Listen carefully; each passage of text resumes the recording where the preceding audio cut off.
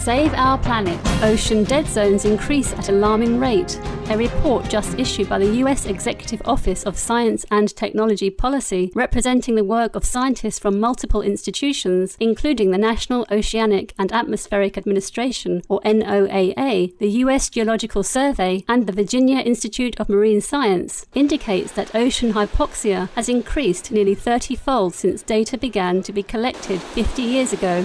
The scientists found that nearly half of the 647 total US coastal water bodies evaluated are currently affected by hypoxia, a condition in which oxygen levels drop so low that fish and other marine life cannot survive. Their assessment also linked the rapid spread of these low oxygen areas to livestock manure and fertilizer runoff, which is carried in waterways and dumps a surplus of substances such as nitrogen and phosphorus into the oceans.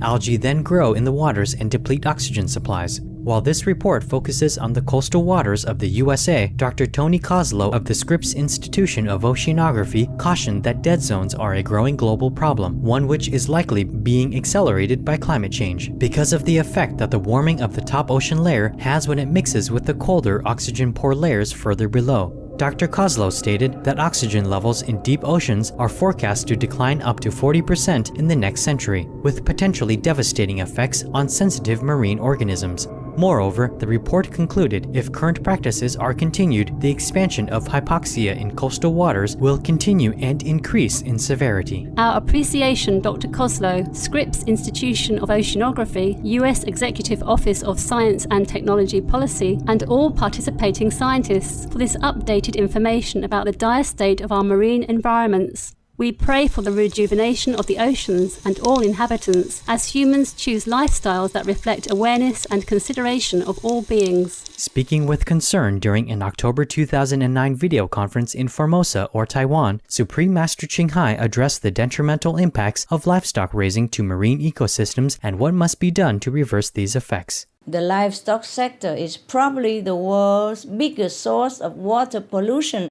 Excessive animal waste, chemical fertilizers, and pesticides degrade waterways, killing aquatic organisms by creating algae blooms, which in turn chokes the oxygen from water systems and help form these oceanic dead zones. The number of oxygen-depleted oceanic dead zones had increased from only 49 in the 1960s to 405 in 2008, and I'm sure there's more now.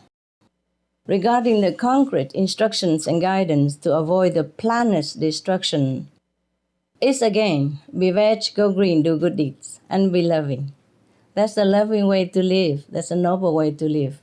We must develop our innate noble qualities because after all, we are human beings, and it's the only way we can save the planet from destruction.